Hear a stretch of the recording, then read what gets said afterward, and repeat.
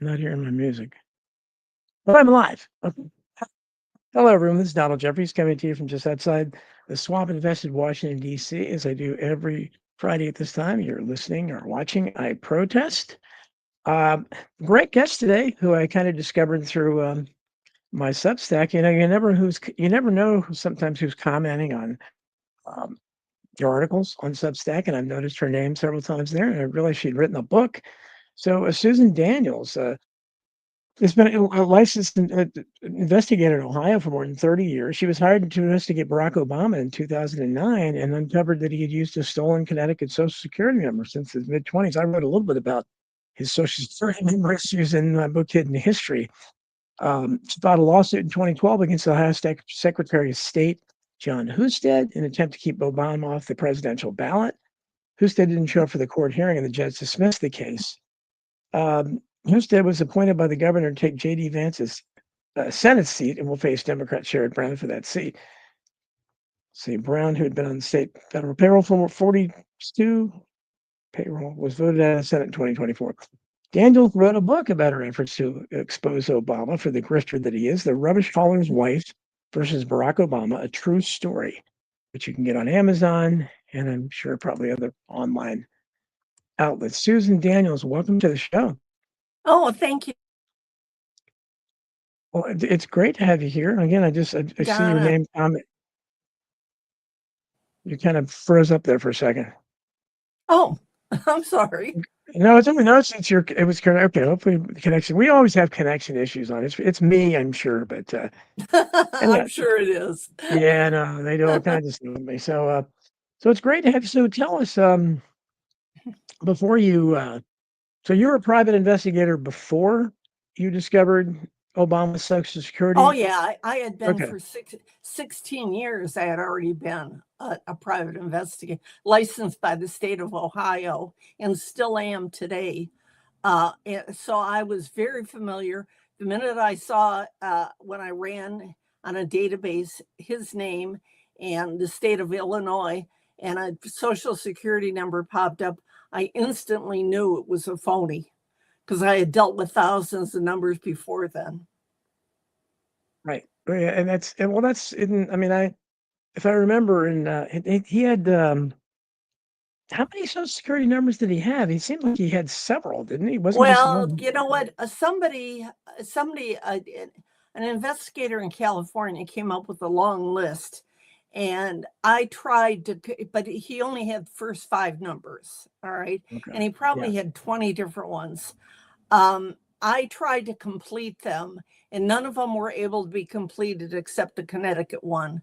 So while other people think he had a whole bunch of them, I'm not convinced that he did. I think he just had the Hawaiian one that he would have gotten at age 15 and the one he started using in his mid-20s. And now he was never a resident of Connecticut, was he? I don't think he's ever even visited there. Yeah, so I mean, so as I said in my book, that the only way that could happen, I think, would be either you're some kind of criminal enterprise or you're some kind of government asset. What other explanation could there be? Well, he was a government asset. His whole family worked for the CIA, and he worked for them at the Business International Corporation in 84, 85. The whole family is tied in. And he would have, and John Brennan would have been involved. It was when Brennan was working as an analyst that all of Obama's passport information and his mother's disappeared from the State Department. Isn't that something? Yeah, that's so you were already a private investigator, but you become involved in this. I mean, I'm guessing like most of us, you probably weren't an Obama supporter. So maybe you had an idea. I mean, was there a political reason for why you decided, well, I got to look into this guy, or how did you hear about the Social Security number issue? Yeah, I didn't like him because I saw the snake oil salesman in him from the start. So I didn't like him. But then I think it was in April or May of 2009, he was already in office when somebody contacted me and said, I'd like you to do a background on him. And I said, there's not going to be anything. He's already inaugurated. Well, I said, okay, for $1, I'll try. Which is what the agreement was. And I have these proprietary date, which means I can access a lot of things that ordinary people could not do. And I immediately found, to my astonishment, a phony social security number. Well, then what I did is I ran the number, and he was at all the addresses in Massachusetts. It even had him at the White House. It had him everywhere with that number and only that number. I was never able to find out what his original number was. Yeah, that's it. Yeah, just people understand that. Try getting a social security number, in a state that you're not a resident. I mean, I don't see an innocent explanation for that, and that's why people. There is none. Yes. They never. The trouble with Obama's people is they always thought they were outthinking everybody else. I mean, we know what a disaster that phony birth certificate was. They did a terrible job with that, including, having his race is African, which is not a race at all. His alleged fathers, who I don't Right. believe was his father at all. But no, it was crazy. Somebody decided that they could pick out this number and use it. And what difference would it make? They would never dream that, 20 some years later, 30 years later, somebody in Chardon, Ohio was going to find out that was the wrong number for him to have. Well, they certainly didn't have to worry about any, professional journalists into it. We know they weren't going to do it. Look the way they acted about just the questions about his birth. They still, Believe me, smear people. everybody would have known. Every important, starting with Brennan, everybody would have known. All the politicians would have known. And then I contacted no less than a dozen in 2012 and sent them documents proving that.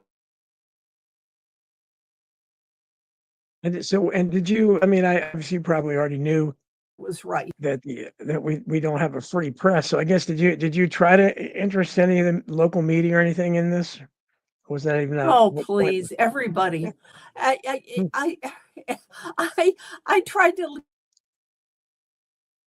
get into a prosecutor here in my county, and they ignored me, even though I had documents showing he was crooked. No, I have not endeared myself to a lot of people, so I'm pretty much ignored.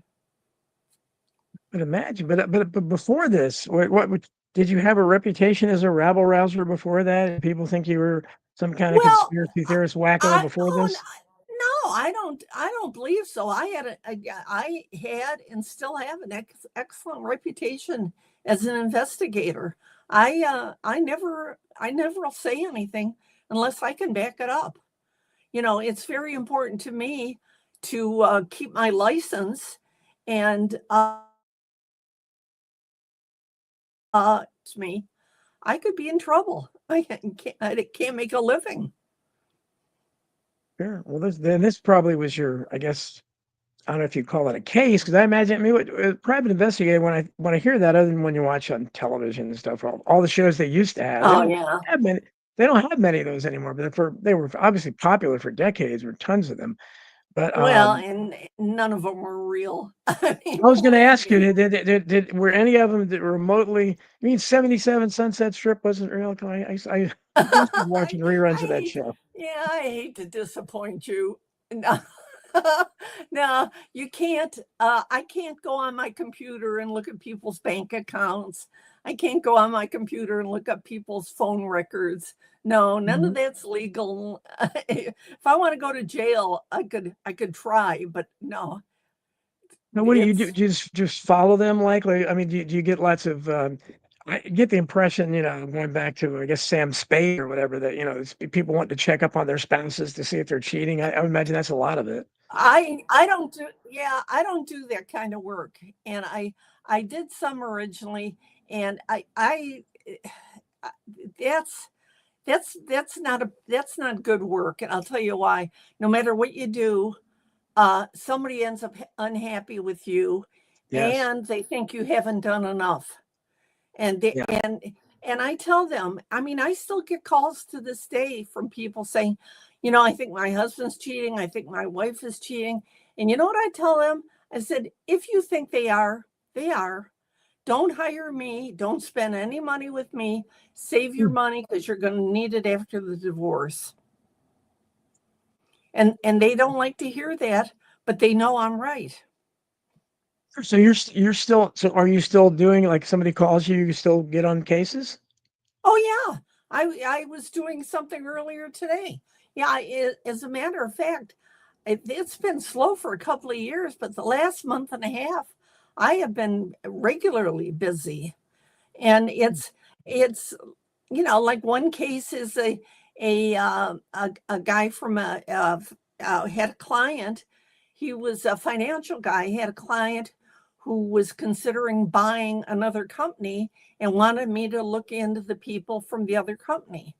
I find missing errors. I do backgrounds on a lot of people, and just to see what they're up to.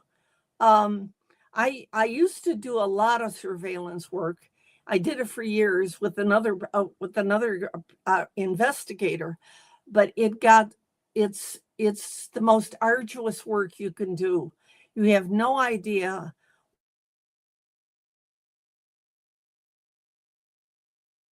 what it's like, and in the first 4 minutes you lose them at a red light.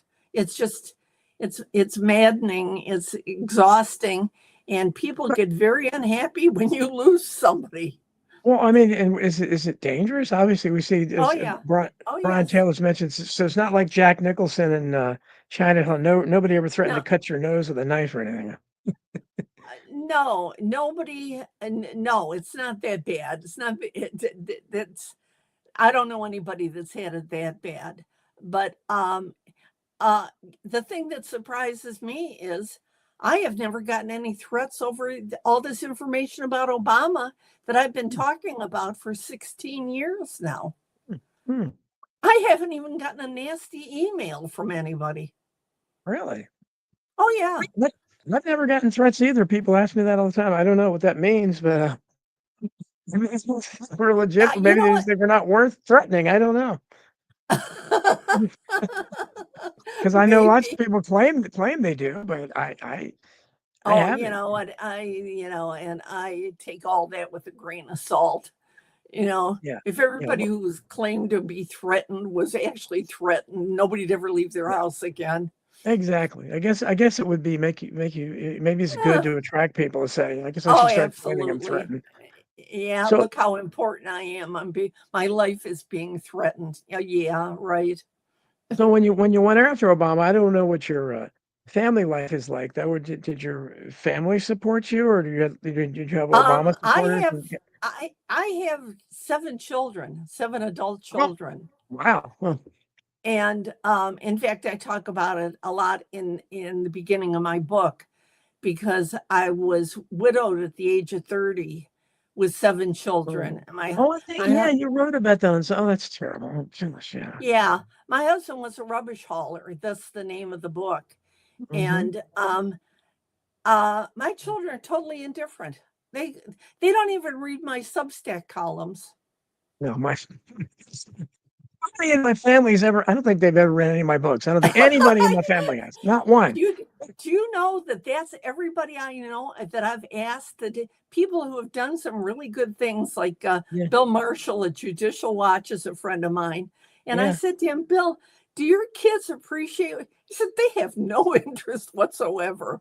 You know, yeah. No, Jack it is. Cantrell said the same thing about his daughters. No, they don't read Oh his yeah, I books. think I've had Jack on my show a couple times. Yeah, and he's yeah, everybody I've talked to, I'm talking about even really big who was I talking to? Paul Peterson I had on my show that was played on the Donna Reed show years ago.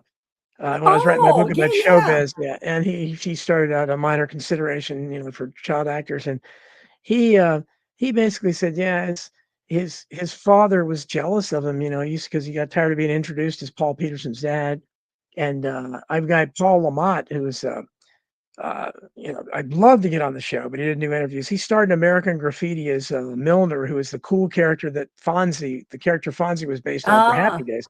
And he was a big actor for a while, but he's kind of fizzled out, probably mostly because he was investigating the JFK and RFK assassinations on the side. So that didn't help his career. But he told me how his mother never said anything to him about his acting, except one time she said, "Why did you make that face in some scene or something?" It's the only comment she ever made on his acting, and his, stepfather used to kinda derisively refer to him, "Oh, here comes the star." So I think, people that are way more renowned than, us, I read an article about, Mick Jagger's daughter, one of his many kids who, got really incensed when he was dancing, 'cause obviously he's still a great dancer, and she got all upset that he wanted to dance at her party or something.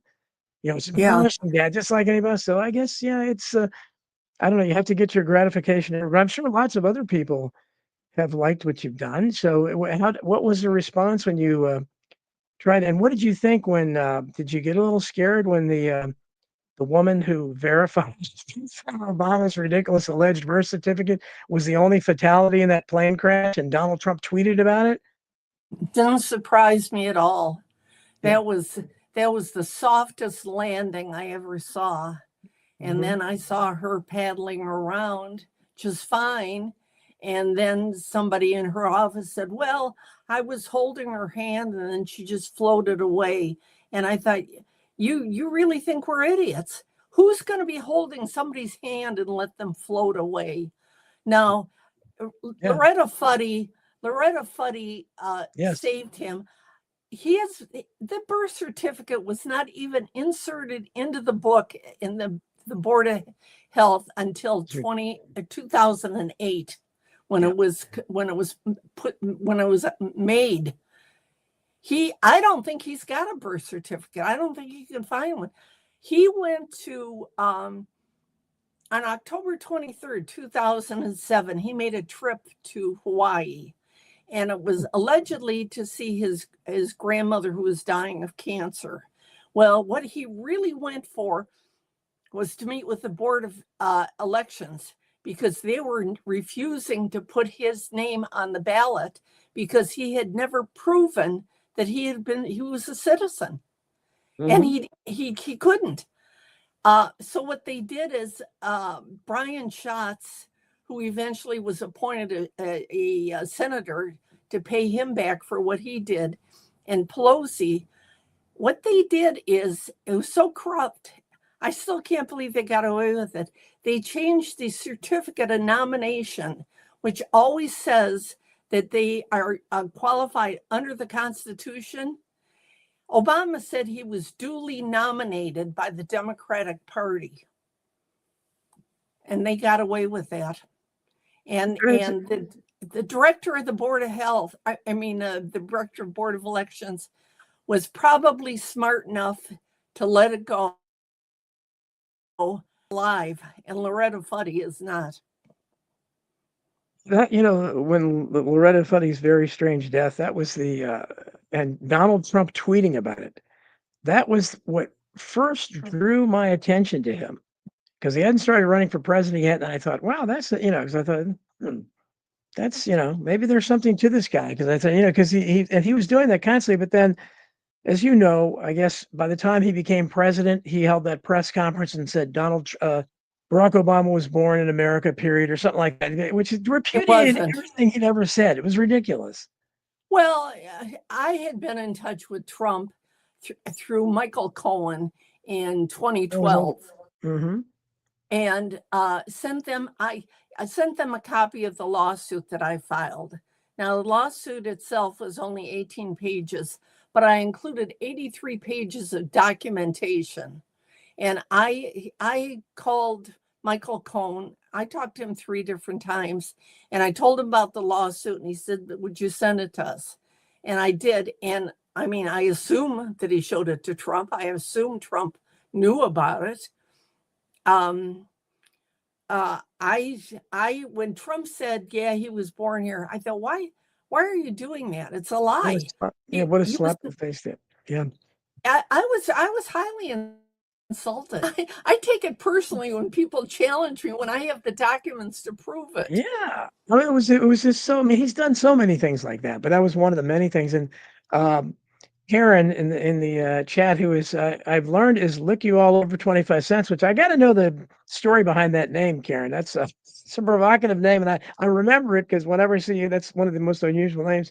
Said, I believe you recently appeared on John B. Wells' Caravan to Midnight. Have you? I Have you? did. I did, and I was amazed because book sales have been really slow. And after I was on his show, I sold a whole bunch of books the next couple of days. I think like Did you? 37 or something. Yeah, I was on the show several times. I haven't been on for a while though, but yeah, he's got a big audience. And if you can get on Coast to Coast, have you been on Coast to Coast yet? No.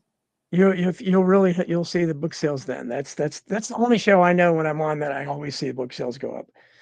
The rest of them, well, Infowars, I was on there a couple times, but that's much harder to get on. Good to see Jason Barker. I saw you over in the Rumble chat as well. He went on there. Jason has a podcast, and he said his wife has never watched a single show of his. Well, I think my wife has watched a little when Cindy Brady, like Susan Olsen was on a couple times. Maybe had an interest a little bit. That nobody watches my show. Actually, my son does, but nobody else. They have no zero interest in it. They don't read anything I write, so I have to be I have to be consoled by hearing from people that all over the world that it's great stuff. But it would be nice though to have your family, say Oh, something. I'm sure. I Yeah. would really like it if my kids cared, but what are you Yeah. going to do? They're all adults. They're all in Mhm. their, if it's 50s and early 60s. What am I going to force them to read it? Force them to like what I do? You Wow. know, You look like you're not much older than that yourself, Susan. That's amazing. You got kids in your early 60s. I do. When my book, that cover is me in 1971. I was 50 or I was 30 Oh, years old there. I'm oh, wow. 84. Yeah, Oh, I'm geez. 80. Wait. Well, you're holding up well. You look really good. I wonder how old that picture was. I thought maybe it was taken at the time the book was published or something. I had no Oh idea, but I know no, you. no, no, no. That was me when I was widowed. So you had 7 kids by the time you were 30. And they were 9 years I had 7 children. Oh boy, you had the stair step. My sister had 6 kids, and we used to call them stair steps. They one Oh after the other. yeah, and that's exactly how mine were. And I'm it really, I mean, it was very, very hard when my husband died because he he died at the age of 37 without a will. He had a Mhm. very good business going, a very good rubbish company going in Cleveland. But he died without a will, and the lawyers kept it in probate court for 7.5 years. Well, I tried to figure out how to keep my kids fed. Did you, I mean, maybe I got it wrong. Was there something suspicious about his death? It had to do with the rubbish business. It Yeah, was so I mean, he was killed by a well-known Cleveland gangster named Danny Green. oh, that's suspicious. Well, that's terrible. So I guess the mob was involved in that stuff. Well, it's because he wouldn't play their games. Hmm. Boy, you've had quite a life. Tell me a little bit about that. I mean, did you realize it? I mean, you're a widow with 7 kids, 30 years old, obviously overwhelmed as anybody would be in that situation. And did he have like an insurance policy or anything?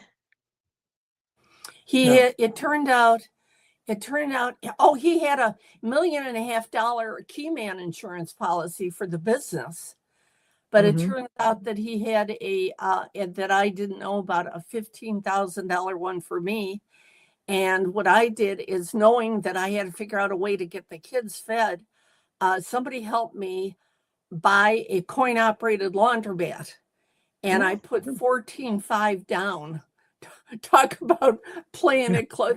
The guy yeah. wanted 19 total, and I said, I can't do it, but I'll give you 14.5. I thought, at least I'll keep 500 for food.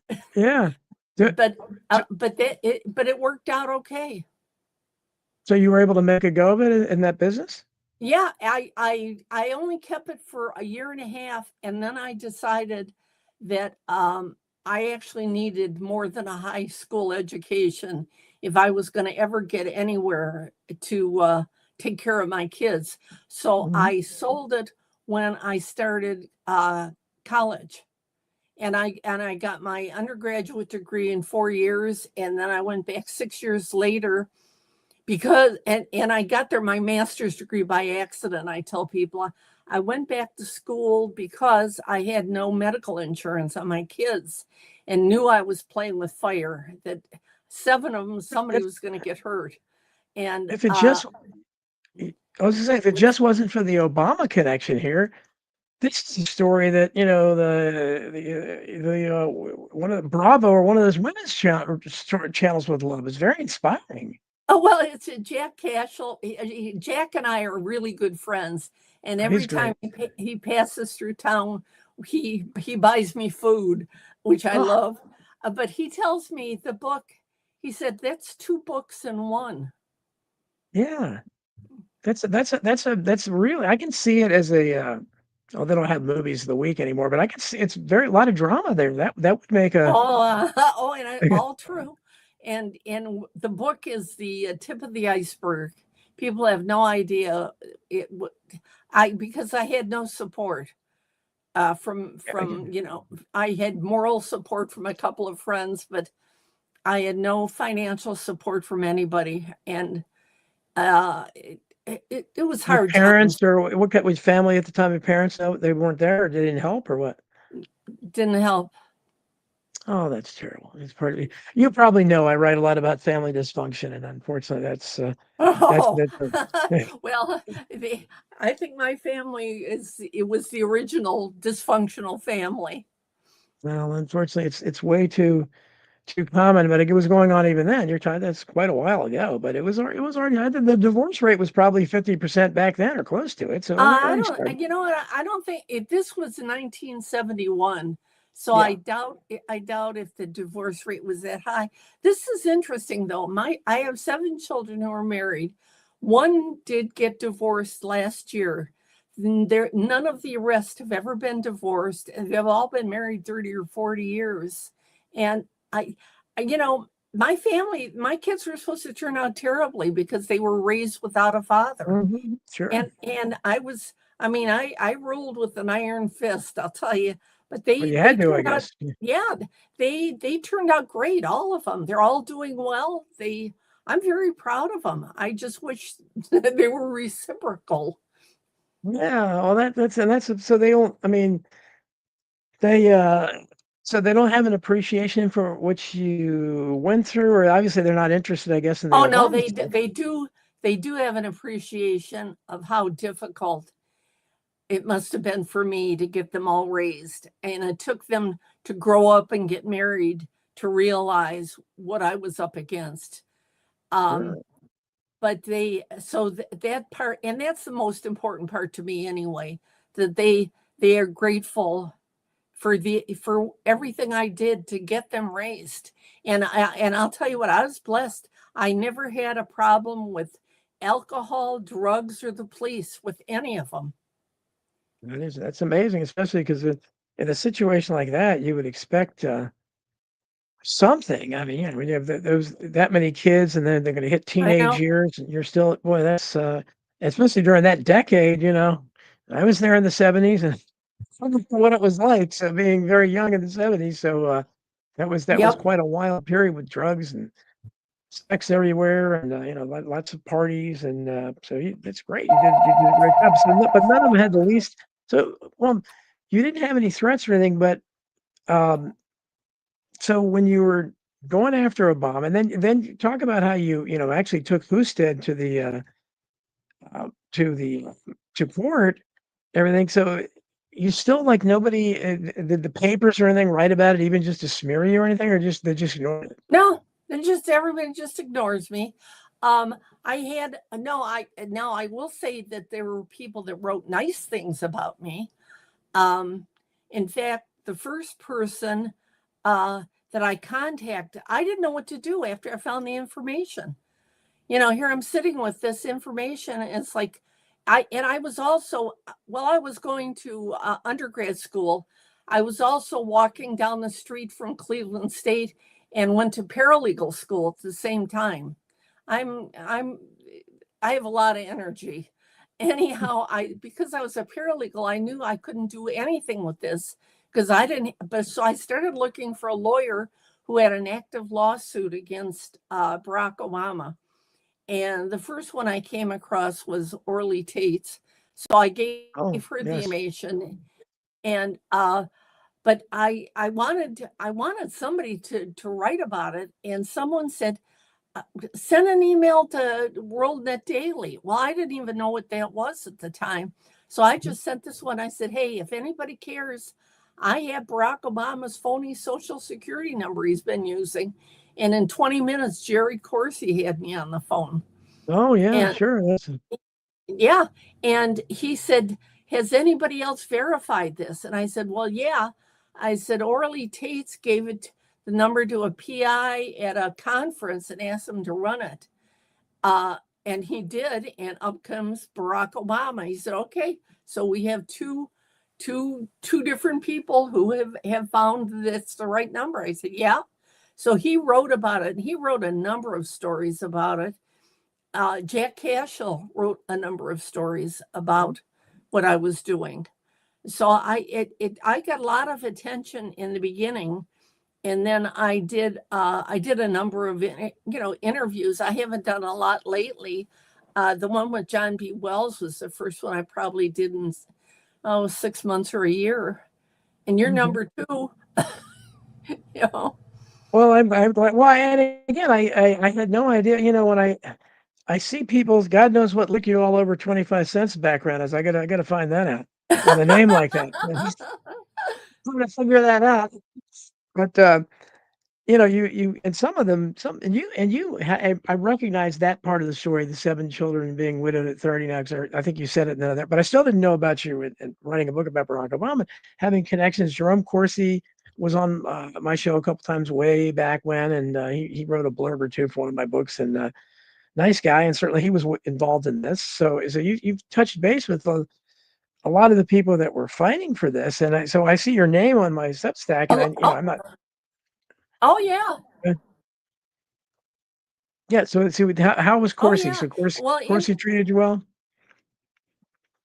Oh, he treated me very well, and it turns out a cousin of his lives, or well, he has since passed away, but lived in my county, and got to know him really well. Um, uh, I got a lot of good attention. Again, nothing that my children read, but I've been lucky because I met a lot of people.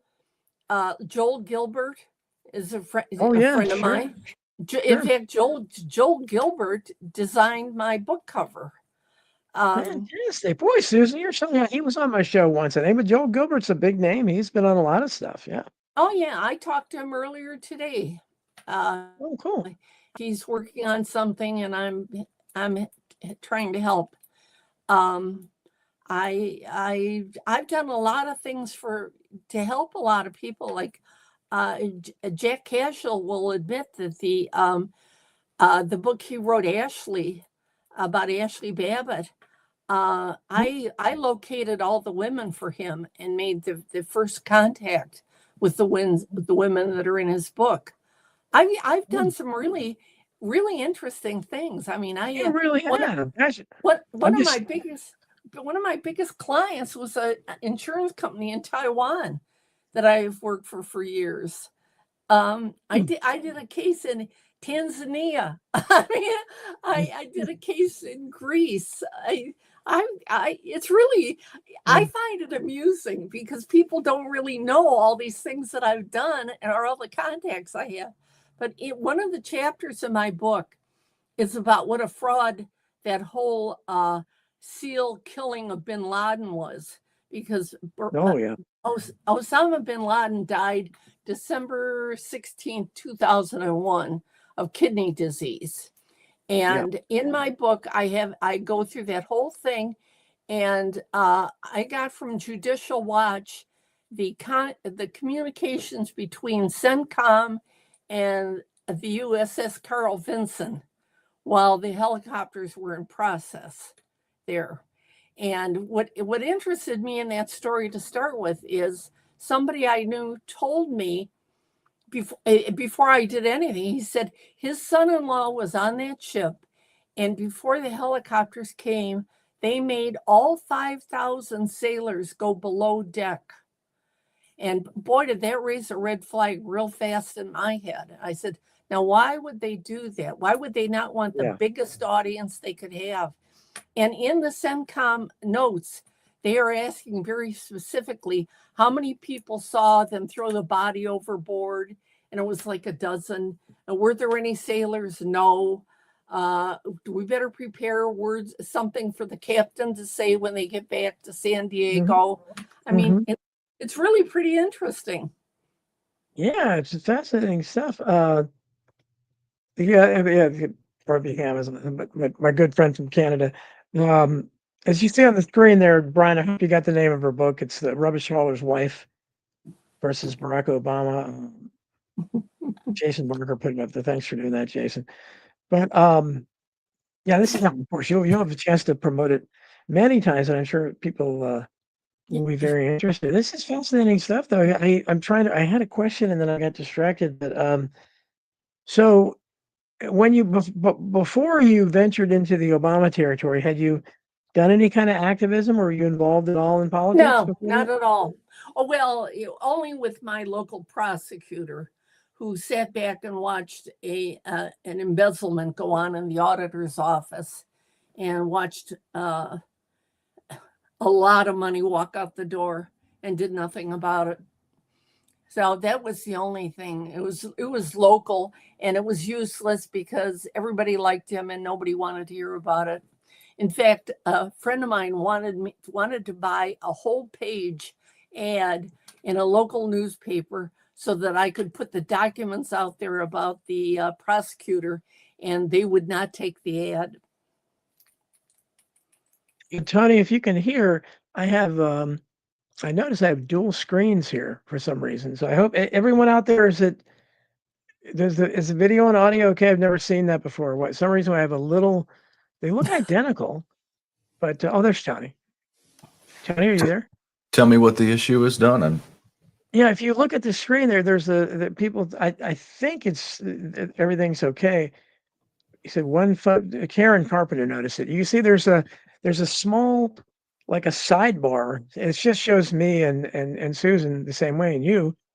Can you see that on the screen? It's also the numbers are their numbers are good, but they're fluctuating wildly, which they don't normally do. They're going like up and down by 50 or 100, back and forth. I've never seen them do that before. StreamYard did a bunch of updates are really weird. I'm still trying to figure out what they did. This is a StreamYard issue.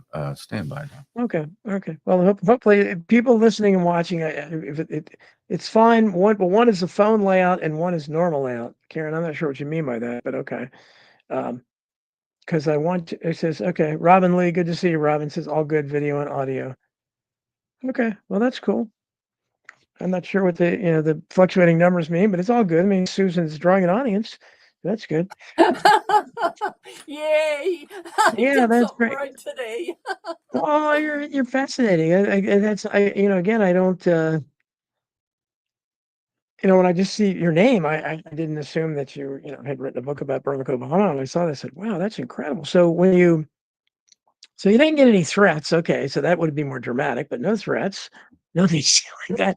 So after you did it, it would be, I mean, maybe I should tell people I've had death threats. Maybe that would. I think a lot of people might do that. Judging by the the lack of threats I've gotten. So I think a lot of people. I agree. Might do that, but that is weird. Those numbers are just flying all around the place. It never does that.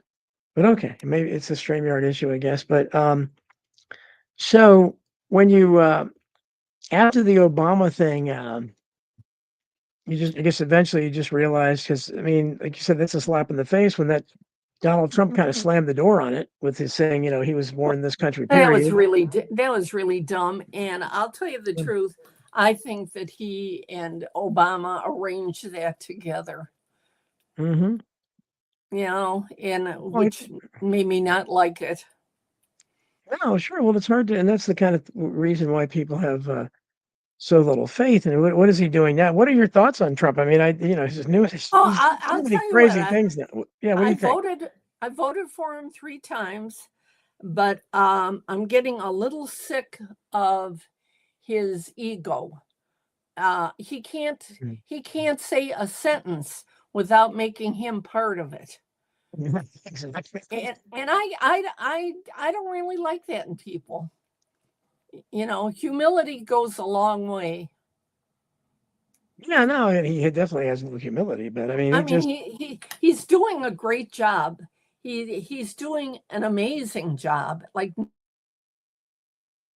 well, the no upstairs one. Tyler's. I'm not crazy about some of the. I'm not crazy about some of the people he hired. But some of the ones he hired, I love. So, Well, I it's saw life. holding out hope for RFK Jr. in Tulsi, but I like Tulsi. I think she's doing a good job. Brian Taylor asks, did Susan's investigation into Obama and what she found out about him change her opinions on the American political system? Definitely. Yeah. Obviously for the... I was skeptical before, and now I know for sure I was right, that it's all corrupt.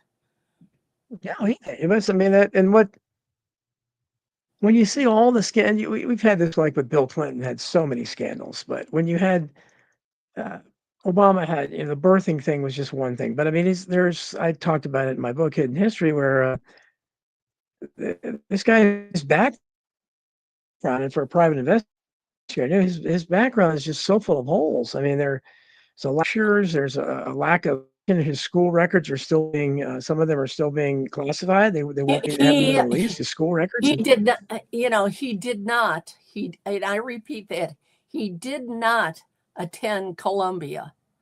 I did an interview with a Dr. Henry Graff, who is now passed away. He was 93 years old when I interviewed him.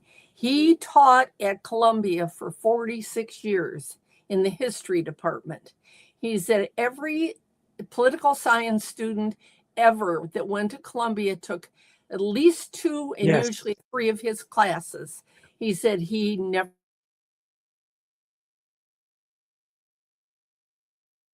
heard in the department ever saw or heard of him. And he told me the dean told him that the dean said, I never heard of this man, but I was told to sign his diploma, so I did. Wow. Yeah, I quoted that guy in the book, and you actually talked to him. That's incredible. Yeah, that's an amazing statement that he was in.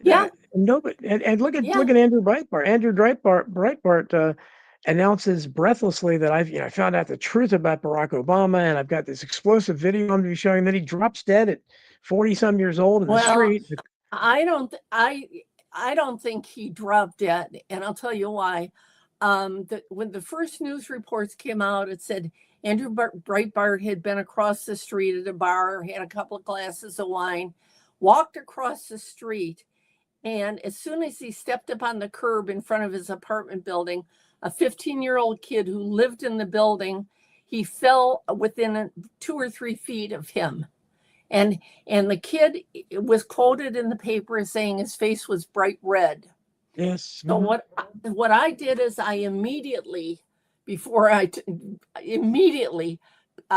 looked up and found the phone number for the family, got hold of the father of this 15-year-old, and I told him who I was, what I do for a living, and I said, I wonder if I could talk to your son. All I want to do is verify what they put in the paper was what he actually said. And he handed his son the phone. And the phone said, and the kid said, I said, did you tell them that his face was bright red? And he said, yeah.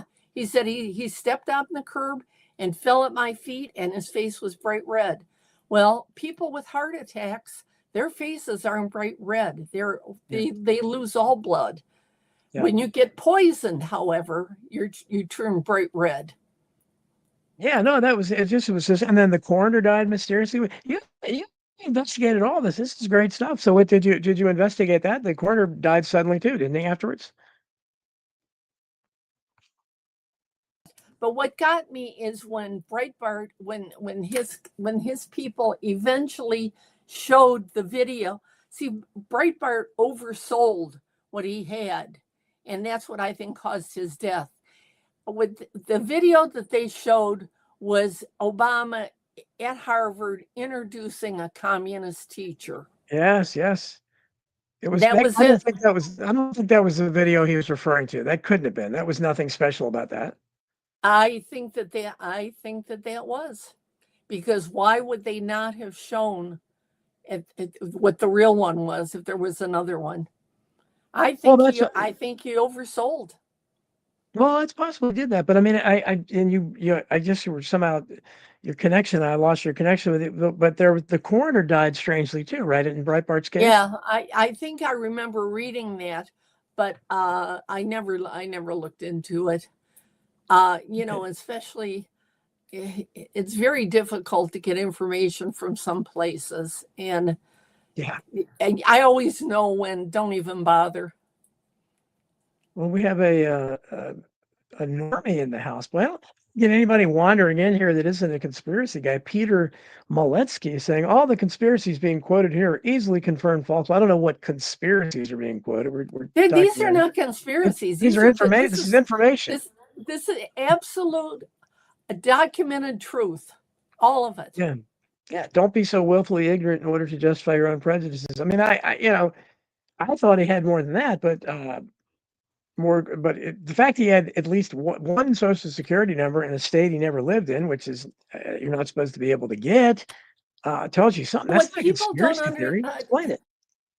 Now, what people don't understand is until the Obama administration changed it to randomization in June of 2011, Social Securities starting in 1936 were assigned by the address you lived at when you applied for them.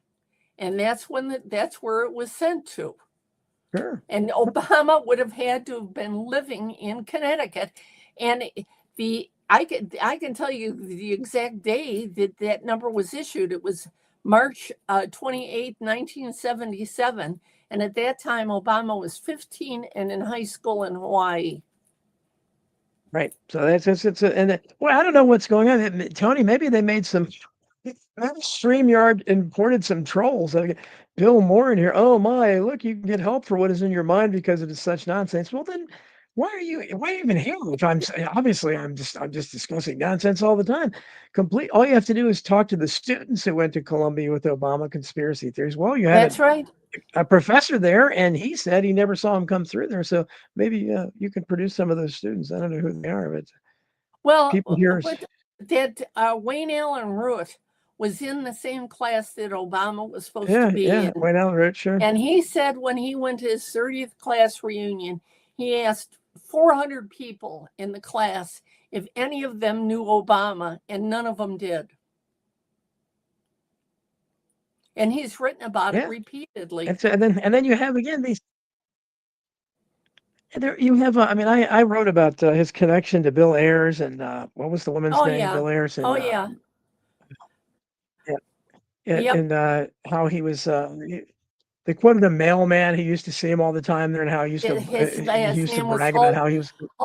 Holton, who he ran into on the street, and he was on his way to the Ayers house to thank them for helping finance his Harvard education, which is a joke. Yeah.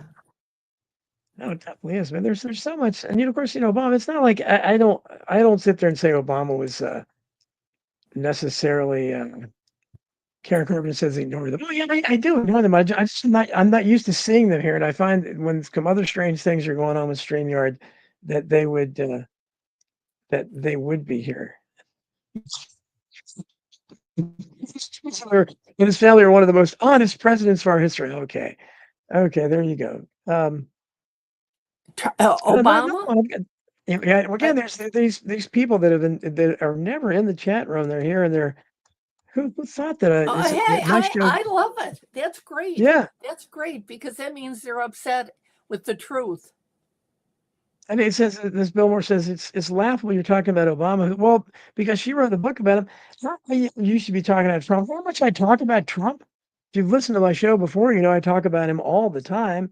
And the White House demolition. Yeah, that is a little strange. I'm not sure why he's demolishing the ballroom, but I mean, you know, Oh, do you see today that Hillary was complaining that he is destroying the building, and Trump came back and said that he's going to name it the Monica Lewinsky Ballroom. yeah, that sounds good.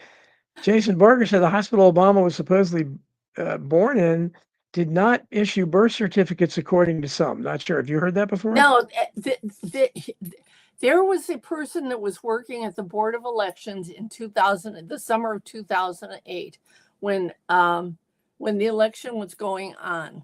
His name was Tim Adams. I have a copy of an affidavit from him. He said that they were told, so many people called to ask the Board of Elections about Obama, that they were ordered by their superiors to not talk about or not ask about a birth certificate because none existed at the Board of Health. Yeah, exactly. And they're, you know, and none existed. I think I found a document in Barack Obama Sr.'s immigration file where he said, now he was never married to Obama's mother. Because he was already married to a woman in Kenya, and they had 2 children. So he couldn't get married, but they pretended they were. He was a hustler too. I found a document that said that he had gotten he called her his wife pregnant, and that she was in contact with the Salvation Army to give the baby up. What I did then is, since she was never seen pregnant in Hawaii the whole time, I tried to start figuring out where she could have gone, where she was in hiding. And the most sensible place seemed to be that she had just left Mercer Island in June of 60, a week after her high school graduation, and they went to Hawaii. Her grandfather was sent there by the CIA, allegedly to sell furniture. Anyhow, so I started thinking that's the only place she's got friends or knows anybody. So she probably went back to Seattle. Well, then I started thinking about the Salvation Army. And I look, and there is no Salvation Army hospital at that time. This was 61 in all of the state of Washington. However, there was one 147 miles away in Vancouver, British Columbia, called Maywood. And it was the Salvation Army home. And I would bet everything I own that that's where he was born. I think he was never a citizen. People want to tell me that, well, his mother was American, so he is. No, the law at that time said that to be able to confer citizenship on a baby, an American woman who gave birth outside of the country had to be 5 years past the age of 14. His mother was 4 years and 9 months past 14 when he was born. So I couldn't even tell you what citizenship he is, because Obama Sr. was British. And I think Obama was born in Canada. I don't know what he is, but he's not American. Now, so what do you think of the? Because when I had Joel, God, what's the guy's name that makes the films? A friend of yours, Joel Gilbert. Joel. When I had Joel Gilbert on the show, I had people in the chat room constantly talking about Big Mike, and of course he doesn't believe that. So, what are your thoughts on that? I mean, I have seen photos of her at the age of 15 in a dance class wearing tights, and she is female. Okay, so what do you think of like the bulge pictures and there's one picture when they're both. I think that those are phonies. Yeah, they're She's female. yeah. Okay, but is she going to run for president? Well, maybe if she runs for president, you can kind of try to bring some of these stories out again. I'm sure the media will. She's never going to run for president. She was supposed to be the Kamala Harris Mhm. in the last election. And Yeah. Biden, in fact, I wrote a Substack article about it, which is pretty good, about how Biden did them in it did the Obamas in by immediately coming out a half hour after his initial announcement and supporting Yeah. her. They could not do anything. And Obama tried to do this thing well, and he could not undo the mess that Joe Biden caused for him. Yeah, it took them 3 days. Remember, it took them 3 days before they came out and congratulated her. Oh, the whole thing was very strange because Biden. I think Biden was said to be upset. I think he didn't know what was going on. They just came out and he's going to be running for president. I agree. I think maybe that was his way of paying them back, I guess. It was, and it was wonderful. It was brilliant. And I don't think he thought of it either. But whoever did, it was great because he stopped the Obamas in their tracks. What do you think of have you done any investigating on what I think is again still a big issue here, the Epstein files, which we're told don't exist now? What are your thoughts on that? I was very unimpressed with Kash Patel when he agreed with Pam Bondi and they said there was nothing. And I knew they were both lying. And then they both backtracked. And I think that there's people on there on the list that are really, really trying to be protected. And including a Supreme Court judge. Okay, well, we've heard all kinds of names. There's obviously there are important people on there, but the problem is what people don't understand about Trump is that I think Trump took a dark turn right around the Epstein. The way he reacted and kind of yelled at the person, "I can't believe you're asking me about Epstein," and he kind of gave the Democrats a public relations victory because that's what. Yeah, I mean I was 100% for Trump when he was elected, and I'm about 85% Trump now. Well, you're pretty loyal because he's lost a lot of his support, and and one of the reasons people like Kash Patel and Bongino, the way they've joke. Yeah, it is going to be just because with the Epstein thing and but it all goes back to Bondi. I think she's the worst, and I think she was a terrible choice. Should never have gotten that job. She, are you familiar what she did to George Zimmerman in Florida? Oh yeah, she pushed for that, right? She was the one who wanted to investigate. Yeah. There were 2 investigations that showed George Zimmerman did not kill. It was fighting in self-defense with Trayvon Martin, and was cleared. And then Al Sharpton started leaning on Pam Bondi, and she folded. She folded and didn't charge George Zimmerman, whose life she has absolutely ruined. I've talked to George Zimmerman, and he's just everybody. The nicest guy. Yeah. What did he have to say? He just how difficult life has been. I bet. He had to move. His whole family had to move. Everybody. Now, when he says his life was threatened, you can believe that for sure. Well, I would think so. Yeah. What about the Charlie Kirk thing? Have you looked into that at all? No, I haven't. But I don't believe the official story either, because it Well, I'm so sick of the lies. I can't even tell you. I mean, we're lied to about everything. Yeah. I'm sick of it. You know, Yeah. You could, there's no reason for tell the truth. The truth's going to come out eventually and make everybody look like a fool. Just tell the truth. and when Kash Patel comes out recently, he said so many stupid things, but he came out Oh, and he basically said if you disagree with the Charlie Kirk thing, you're a conspiracy theorist and you're anarchist. You call people anarchists. Like what? What are I you know. talking about? I think that Kash Patel is probably a very nice man who is able to have that job. I think he's always wide-eyed, looking like he doesn't know what he's doing. Yeah, And he I'm looks like a deer sorry in the that headlights. Trump put him in that position. I mean, Trump made some great choices like Besant and Lutnick.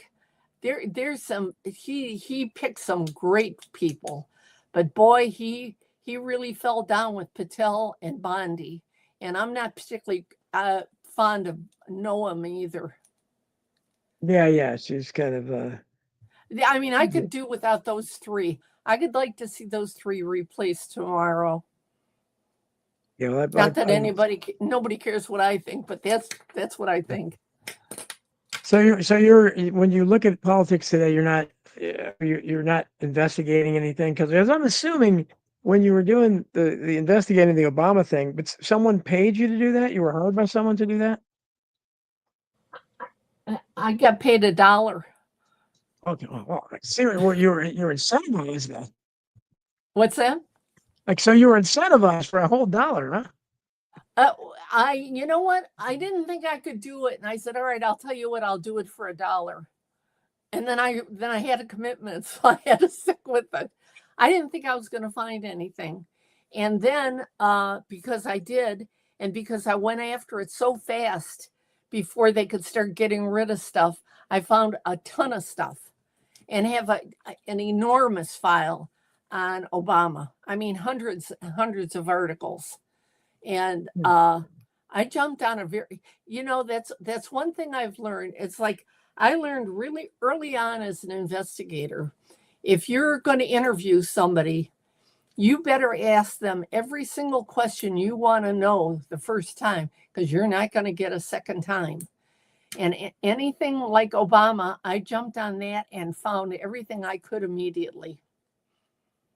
How did the book come about being published? First of all, who published it? Did a publisher approach it? How did that come about? No, they wouldn't. No, Nobody did. nobody. Nope. Yeah. Nah, nobody. I self-published it through Amazon. Okay, so then I think you might have tried Sky. I didn't think anybody would publish my stuff either, but to my shock, Skyhorse has published 4 of them. So and then Yeah, no, I only tried. Jack Cashel tried to get his agent interested, yeah. but what his agent wanted was another book on Obama, and that's not what I wanted to do. I wanted to write a book about me and how I came about, how I got to the point where I was not afraid to go after the president of the United States. Do you think Obama knows about your book or did know about your book? I have a couple of friends who are retired Secret Service agents, and they've now been retired for about 15 years. And the one a bunch of us used to have a dinner once a month, and he said, "Let me assure you, Miss Daniels," he said, "they know your name at the White House." Really? Wow. I was amused. I laughed. I find it all Sure. very funny. You've arrived. I mean, that's and you got these people. Well, and the thing is, now it's too late. If they kill me now, they make me a martyr. Yeah, well, and they don't kill everybody, obviously, and but they do still kill some people. Was it last year, or the year Oh before? yeah. Did you look into that very suspicious drowning of his former chef, Oh Obama's yes. former chef? I wrote about that. I have several Substack articles on that. Oh yeah. It was all. I don't know what happened to him, but I do know that he did not drown in 3 feet of water, because they said that they found him 100 feet from shore in 8 feet of water. And somebody sent me an estuary map of the pond. And you literally had to go out 400 feet from shore to get to 8 feet deep. At 100 feet from shore, where they found his body, it was 3 feet deep. And in my article, the last sentence was, he could have saved his own life by sitting up. I thought it was very interesting that 2 days later, 2 days after the drowning, that Obama shows up to play for golf with a black eye. I don't know if you remember that. Yeah, oh yeah. The Black Eye Club, sure. Have you looked into that? I mean, is it true that's all from adrenochrome? I think that one of his daughters, I think his oldest daughter was the female that was with him when the chef was out in the water. What I find very interesting is I could never find a follow-up story on a funeral for him or even an obituary for him. I did try to call his wife in Virginia, and she never responded. And I make a point of not annoying people. I'll try one time and then let it go. Yeah, that's you've had way more success than I've had. I've tried calling people, and they you know what? most people call me back, believe it or not, and I think it's because I'm female. I think that's an advantage. And when I call people, I always say, I tell them I'm a private investor. Your name came up in an investigation I'm working on. Would you please give me a call back? Now, people think that it might involve money. They got money coming somewhere. Good point. You know what? A couple of times they actually did. But in those, I told them there's money, and there's money coming to you. Please call me back. And they call very quickly. Oh, I bet. But so you haven't retired. You're still doing work. Yeah, I have no choice. I get Social Security and whatever I can make, hustling books and doing private investigation work. And believe me, as you know, you don't make any money selling books. Not much. Not much at all. But I thought I'd sell. To be perfectly honest, I thought I'd sell.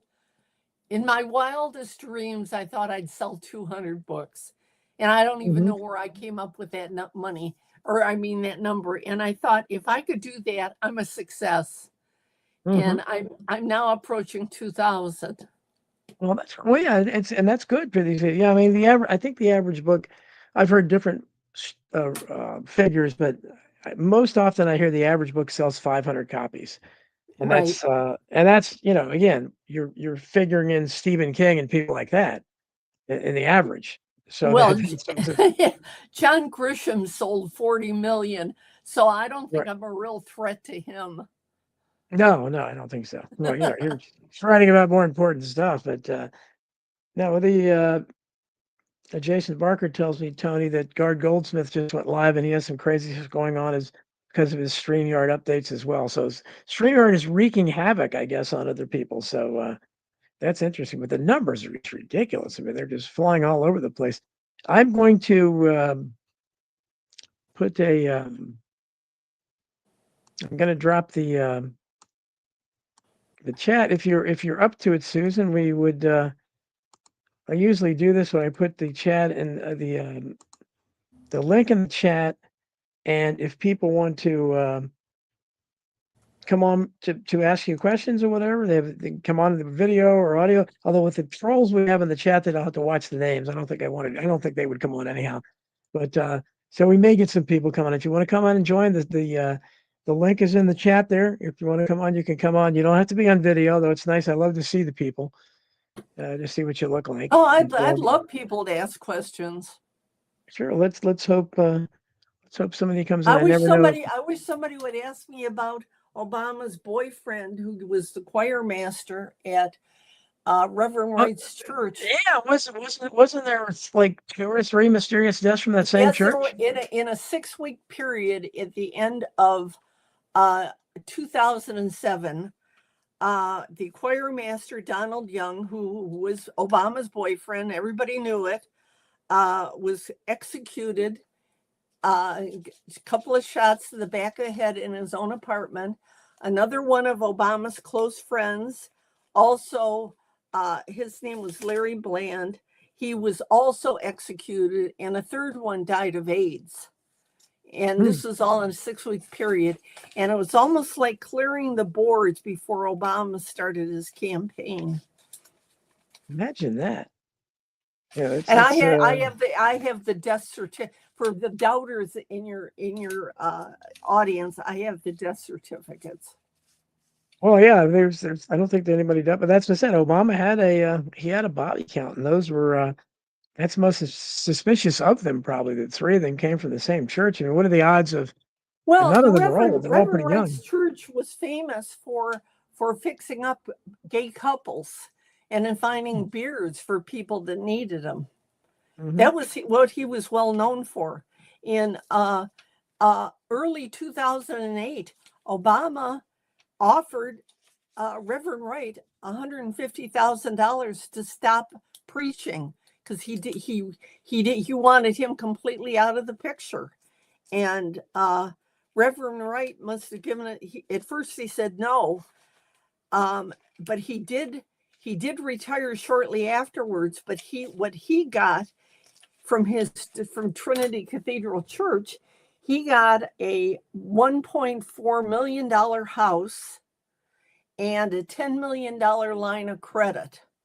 And what's interesting is this house which was paid off in 4 years. And I wondered if U.S. aid came into play there. He got this house. He hated whites so much, and yet he had a house built in a community is 98% white. Of course. He didn't hate that peace and quiet, I guess. But yeah. So again, guys, the link is in the chat.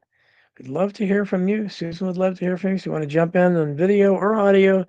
Again, they're fickle, so sometimes they do and sometimes they don't. I started doing this about a month ago, and they loved the idea at first, but sometimes they're a little shy. So, but Karen Carpenter has a question on screen there for you. Do you think Obama married Michelle for appearances only? Does she think the children are theirs? No. Yes to the first one and no to the second. That's interesting. So it's kind of because most of the people think the children aren't theirs because it's Big Mike and she couldn't have children. But you think that's not. But no, she's a woman. She is. I know people enjoy making ridiculing her and all the other things, but I believe that she is a woman. And why do you think? Why do you think they adopted the children? Pardon me? Why do you think they adopted the children or placed the children? I don't know. I don't think they adopted them. I think the children belong to his business partner, whose last name is Nesbitt, and his wife is Dr. Anita Blanchard, a gynecologist who allegedly delivered both the Obama girls. I think that those are their children. They have 5 more of their own, but I think that those 2 girls look exactly like, I think it's Dennis Nesbitt and Anita Blanchard. I think that's who the real parents are. And every time they went to Hawaii on a vacation, every vacation they took, they were all together. This is an obvious question. Why did Joan Rivers say what she said? Remember that? And then she died very, very suddenly during plastic surgery. Yeah, 2 weeks later. I don't know why. I don't know why I know she said that Michelle was transgender and everybody knew that. I don't think that she really knew that because I don't believe, I mean, the photo I saw of Michelle Obama in tights was an old picture. It was not one, and it was one that Joel Gilbert had in one of his books. Yeah. And I'm sorry, I don't believe she's a man. Yeah, well, I don't know what my audience believes because she's very she is very manly, but yes, she is. And that one picture when they were both teenagers and she had a very short haircut and they're together. This is what you don't want to know what my theory was on that. I think that They want to say she's transgender. I think that she was a woman wanting to be a man. She was dressed in men's clothes. She had a short haircut like that. And when in fact, when she signed up to vote, she circled M for male. This was in 1992 instead of F for female. But then in 2004, it was reversed. Somebody that in the chat is mentioning Macron's wife, kind of going, what do you think of Candace Owens' research that is pretty convincing to me? I think Candace Owen has gone around the bend. I think she is going to get slaughtered in court. I don't think Macron's wife is anything but female. And I think that I feel sorry for Candace Owens. I think she started losing her people and got panicky and started coming up with more and more crazy things. And now she's trying to say that she thinks Trump had Charlie Kirk killed. I mean, it's getting crazy now. Yeah, well, so was she saying Trump? Well, she's done a good job looking into Charlie Kirk's assassination, and she has those texts, the last texts of Charlie Kirk, which assume they're real. I mean, there's a lot of interesting things there, and you said the official story makes no sense at all. None, I mean, none at all, ridiculous. none at all. That, And she had not a single document to prove her claims about Macron's wife. Yeah, that's well. He has not looked at just the fact that even if he is a she, wouldn't it have been, I don't know, inappropriate at least, because she was his teacher.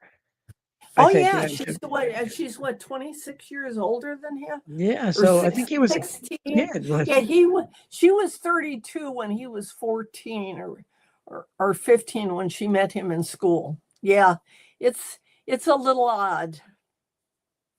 Very odd, yeah. Yeah, Jeannie Poole says Macron's wife was a child abuser, pedophile. Wasn't that enough? I don't. How do we know that? Well, I mean, it's assuming they had some kind of relationship when he was a student. Yeah, I but don't know what it was. I don't think that there was ever any involvement until he was much older. I think so. I read somewhere that he was in his 20s. Yeah, it's an odd choice, though, however you look at it, because this guy's a world leader, and yeah, she just met him when he was young, but I don't think they got involved till much later. No, yeah, because somebody in the chat, Jeannie, is saying she was involved at age 14. I guess she knew him. I don't know. But, they knew him, but they were not involved. Yeah, people ultimately it's kind of irrelevant. Yeah, well, I mean, it would be you could. They make leaps. They'll hear a piece of information, and then they extrapolate on it to what they think is logical. And if you can't prove it, it's not logical. Yeah, I mean, it's because however you look at it, it's an odd choice for you don't see world leaders marry women that are 26 years older than them. I don't think there's ever a case out there at all of that. And even if he did it first, but at some point these guys divorce and they want trophy wives and stuff. It's very. He may have been looking for a mother figure. Yeah, that's what she would have been. Yeah, that's a very. I don't think it's the most important issue in the world, but certainly if they were covering something like that up, I think it would be a huge domino might start falling. I mean, when they're now suing her, and his wife is offering to take, a DNA test, Candace Owens is going to get just slaughtered with this. Do you think it'll actually go to court? I have a feeling. I don't think it'll get there, but if I was Macron's wife, I'd take it all the way. Yeah, well, because she has slandered her so badly. Oh yeah, she is. Well, Candace Owens will. can blame is it Ben Shapiro for all this? Because he created her tiger, man. When he fired her from Yeah, but that's like 6 years ago already. yeah, but she was fairly kind of mainstream before that. Oh yeah, she was doing. You know, I'll tell you who else is really is going off the rails is Tucker Carlson. Yeah, well, Tucker Carlson, yeah, he's well, it's fired by Fox News, and he's trying to come into the conspiracy world, but he's not fully there. That's what he's trying to play. Well, it's when I saw him do the interview with what the heck was his name? The guy that said he had the affair with Obama. His name's Larry Sinclair. That's it, Larry Sinclair. When I saw Tucker Carlson do an interview with him without a single bit of proof of what he was saying, I said, "This is a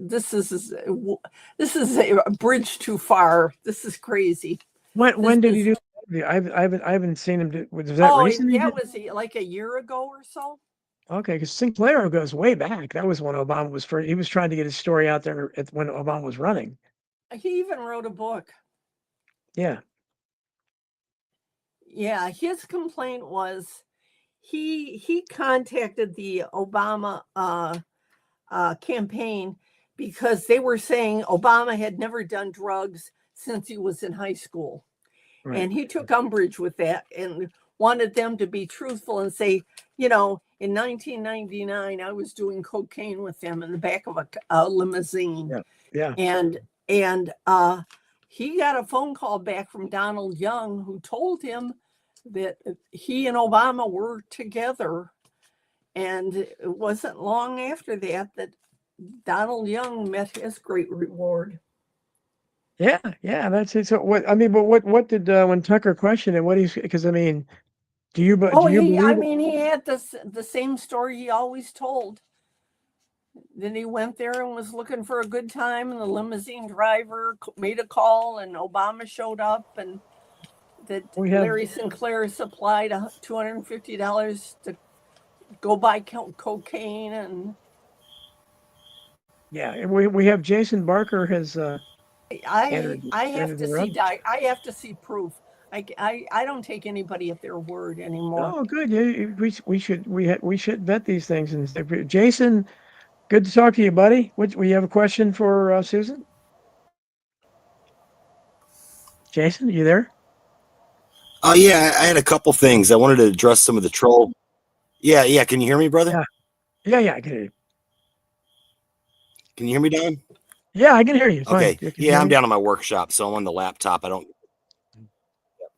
think I have a bit of a delay, but for Susan, some people in the chat over there on YouTube were kind of trolling a bit, talking about what's the big deal. It's over with. It's been how many years? I think that's an important thing when we talk about things like 9/11. We talk about the legitimacy of maybe a possible non-citizen becoming president, who's still relevant today. These are important things, in my opinion, that we keep investigating. What's your take on that, Susan? There is a much bigger issue than that. What you have to consider is he was using a phony social security number as president. In fact, in my book, I have a page from his 2009 tax filing that shows the Connecticut number on it.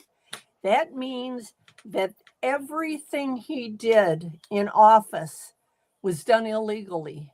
Every law he signed, every appointment he made, every military action, every law that was passed was done illegally.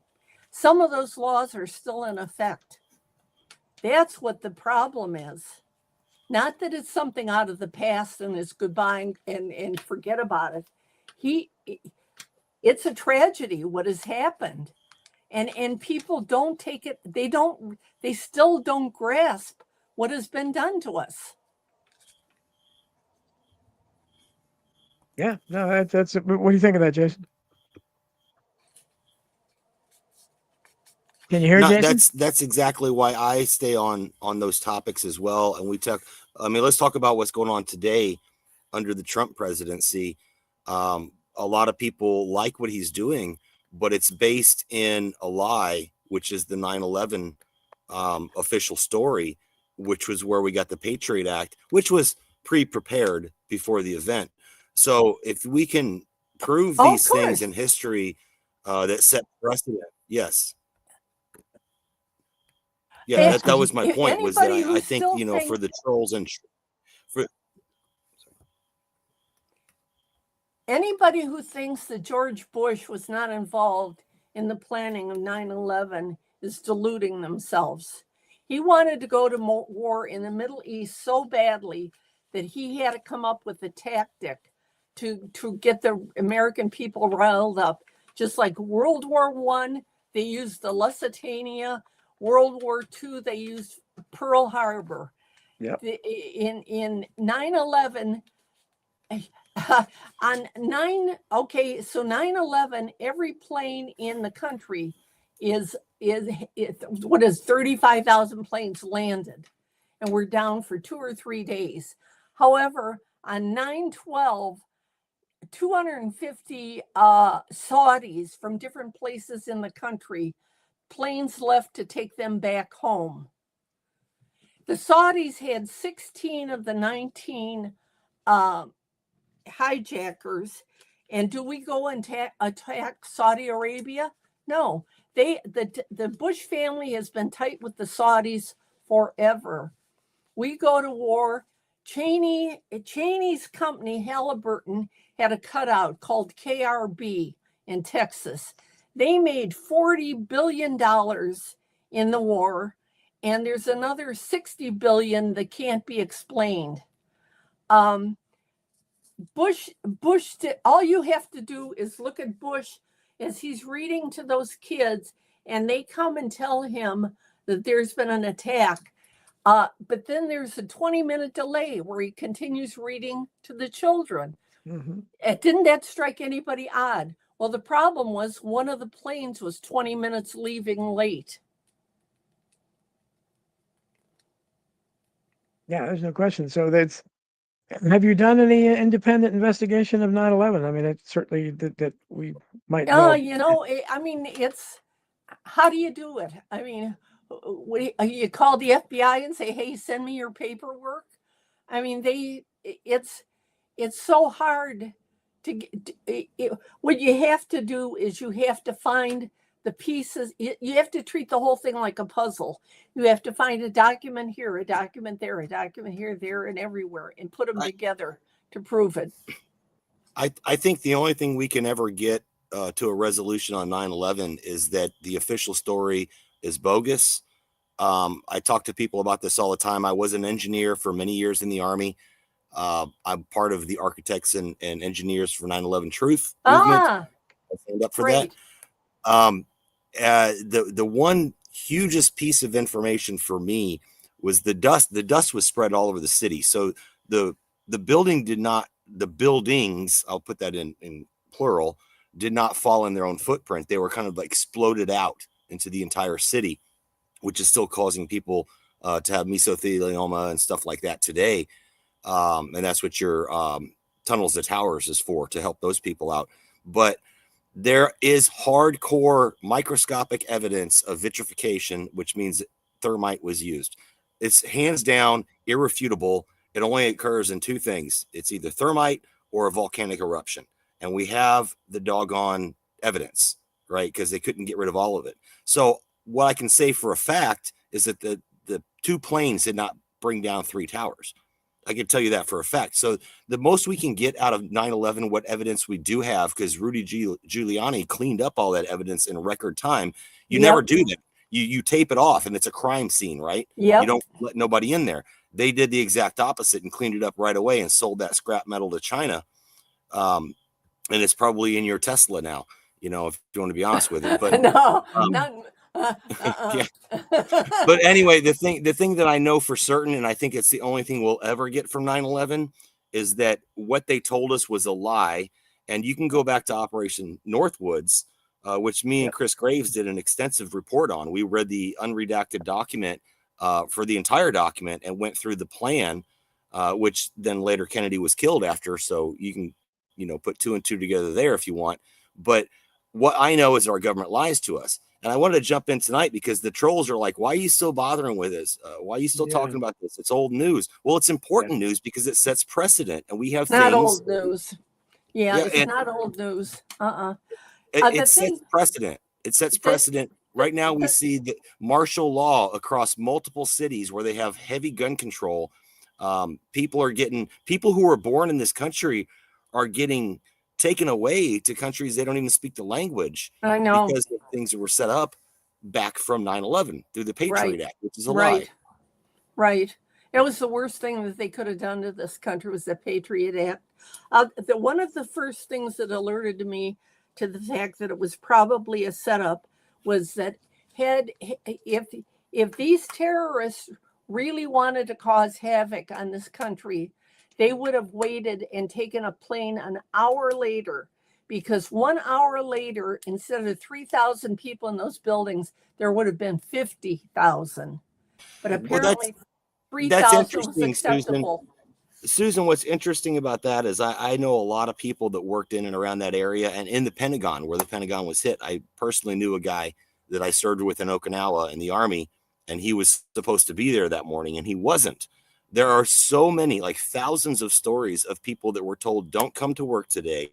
I have in my book a quotation from somebody else's book and he says that people were informed on 9/10 not to cancel their trips to New York, and these were all people in Washington that were going to go to New York, and they all canceled their trips. Mayor Willie Brown said that Condoleezza Rice warned him not to fly. I think John Ashcroft was told not to fly too. So people knew, they were told. Well, and you got to think about this too. The only confirmation that we have that there was an actual hijacking, and I'm not trying to get too conspiratorial here, I'm just trying to show that the official narrative is a lie. But the only confirmation we have is a cell phone call from an airplane. On an airplane, you can't make a cell phone call. Some dude called his wife or something like that. Absolutely impossible. You're moving past the towers too quickly for it to latch on. Well, they did have the phones on the plane too. You do know that that's true. And I considered the satellite phones that are available on the planes, but this was supposedly a phone call from this guy's personal cell phone, which should be in airplane mode, right? But absolutely impossible. And the nature of the calls too. You're probably talking about Todd Beamer, maybe, the Let's Roll, where he's the one that introduced he tells his mother, hi, this is Todd. He tells his entire name like his mother would know what his name was. And then goes on. And then there's the other guy that called and wanted to get through to his wife, and they couldn't get through to him. So he just talks for like a half an hour to the phone operator, and the phone operator says, I can get through to her now. Do you want to? He goes, no, I'll just talk to you. This is what I'm supposed to believe. These are the stories they tell us. Well, what about Rumsfeld announcing on 9/10 that there's $3.2 trillion missing from the military, and we never hear that ever again after 9/11. Right. Excellent. This is so many questions. Now, Jason Burmis, which I'm not a regular watcher of Jason Burmis, but he did a really good documentary called Loose Change: The Final Cut, and it actually covers all of the financials. And I'm telling you, you, Susan, as an investigator, know you follow the money trail, and you're going to get to the answers. And that's what he did in that. And it was a really, really good documentary, probably his best work ever. I've watched it 2 or 3 times, and it's spot on. Well, he made that with Dylan Avery. Dylan was, I'm friends with Dylan Avery's mother, but he never gets back to me anymore. But he was on my show a long time ago. I haven't been able to get him back, but they made it together. Jason, I've been on his show, and I met Jason, and I was just at the Turning the Tide conference, which took place the day after Charlie Kirk was shot. So Tucker Carlson was supposed to be there, and I was hoping, I wanted to meet him, but he naturally was afraid, and he canceled all his public appearances. And everybody was kind of scared, because it happened before, and he was kind of looking around, and wondering if shots would be fired. But Richard Gage, who you may know of, he was the guy who founded Architects and Engineers for 9/11 Truth before he left the group. But he's the one that gave and he had people like Kurt Weldon, the former member of Congress, Dennis Kucinich, one of my heroes, who I got to meet. But Jason Burmis was the MC there, so it was nice talking to him. But yeah, there's people know obviously that for private investigators. Dylan Avery hired a private investigator. I thought of you to follow. Barry Jennings was one of the big Building 7 witnesses who talked about hearing explosions in Building 7. He appeared in the original cut of Loose Change. I don't know if he's in the one now, but he insisted that he got scared, and he insisted that he be cut from the film. And Dylan didn't want to. And anyway, he died mysteriously, shockingly, and anyway, his family disappeared. So Dylan Avery hired a private investigator to go look for them, and wasn't long after that, the private investigator contacted him and said, "Don't contact me ever again." That was it. So have you ever told a client that before, Susan? Pardon me? I'm sorry? Have you ever told a client that? Don't touch me ever again when you got this especially spooky case? No.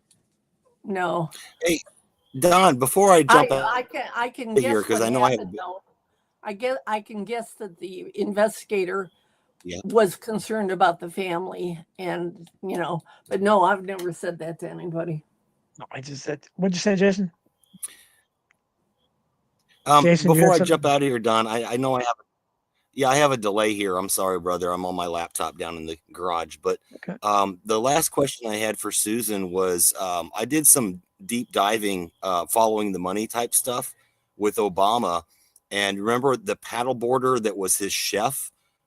That didn't live anywhere around the Martha's Vineyard area, happened to die in shallow water behind his mansion.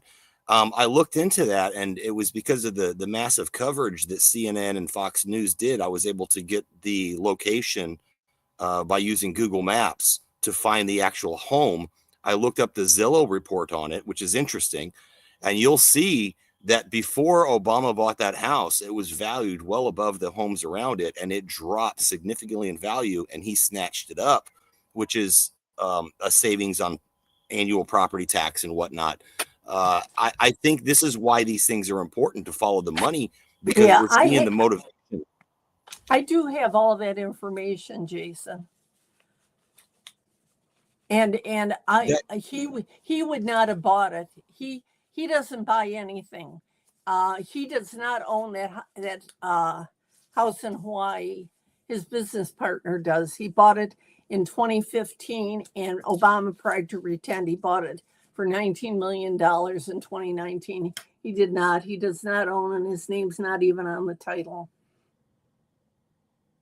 Obama's net worth? Yeah, that is very interesting. Yeah, he's a big phony. He is an incredible phony, and I predict, although I believe that the Obamas been living apart most of this year, they will never get divorced because they're both grifters, and grifters will not share anything with anybody. So they'll just let it keep rolling the way it is now. Yeah. So, Jason, Jim, I appreciate All right, Don. Well, Don, I'm going to jump off here because, I know I'm jamming up your show with my delay down here, but I want to thank Susan. Your story is personal. It's very personal to me because my mom was a single mom raising two kids, with no college degree and stuff like that. So I commend you for your hard work. And I'm going to get a copy of your book. I did find it online. I will go buy a copy. Oh, thank you for your work. And I want the trolls out there to know. Yeah, I want the trolls out there to know that this stuff is very, very relevant because things are built upon other things like Lego blocks. That's right. So if we can go back and prove something was unconstitutional, you can undo the entire system. Absolutely. It's just a hard battle. It's hard to make. Thanks, Don. I appreciate it. And thank you, Susan. Thanks, Jason. I appreciate it, brother. Thank you. Yeah, Jason's great. Jason Barker. Listen to catch his show, Knights of the Storm. I think our friend Karen Carpenter's a regular on there now too. But yeah, it's these things are connected to each other. The past is prologue, and there's Right. I write about much older history than that. So going back to something that happened at the beginning of the Republic or during the Civil War, any of that stuff, it can be relevant today because you're finding, and I'm sure you've seen, is that you read my Substack. I mean, I talk all the time about I don't know necessarily what happened in any of these. I'm just trying to show you that you're being lied to all the time, and you've been lied to. I'm Yep. still searching, Susan, for one historical event where I can find that we were told the truth about, and I haven't found it yet. Hope to someday, but I haven't yet. If I find one, I'll let you know.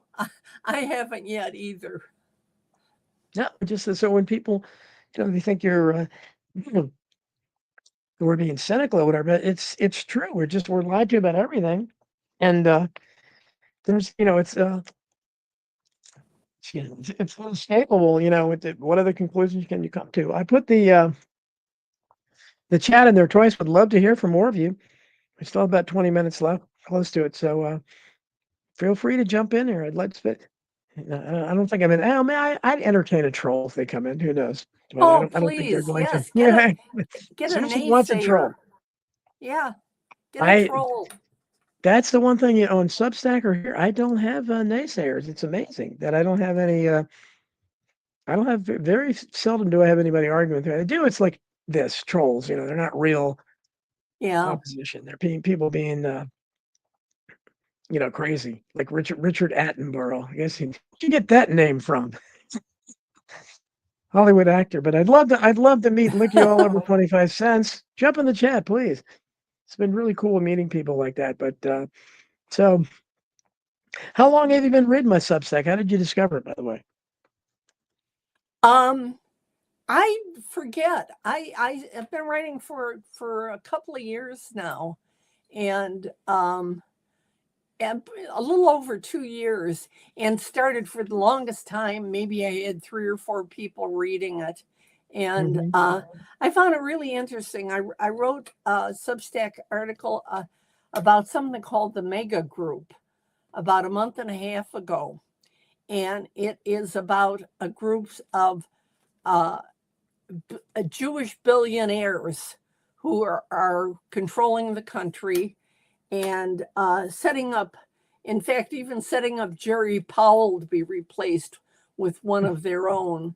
And I immediately, within 2 days, had 37 people quit my Substack subscribers. I didn't care. Mine is free. I will never charge for my Substack. I'm flattered that people want to read it. So God knows I could use the money, but I'm not going to do that. You can do what I do. You put the pay option in there. I mean, everything I have is free too. People that pay for my Substack don't get anything in addition. Unless if you become the lifetime member, I think you have to pay $200 or something. Then you get a signed copy of Bullyocracy. But other than that, if you're a paid member, I very much appreciate it. But you get the same. There's no paywall or anything like that. Yeah, so, there's just something about it that is that offends me. That I don't. For me, it's not a good thing. I mean, good for everybody else, but I don't want to do it. I don't even want to offer it.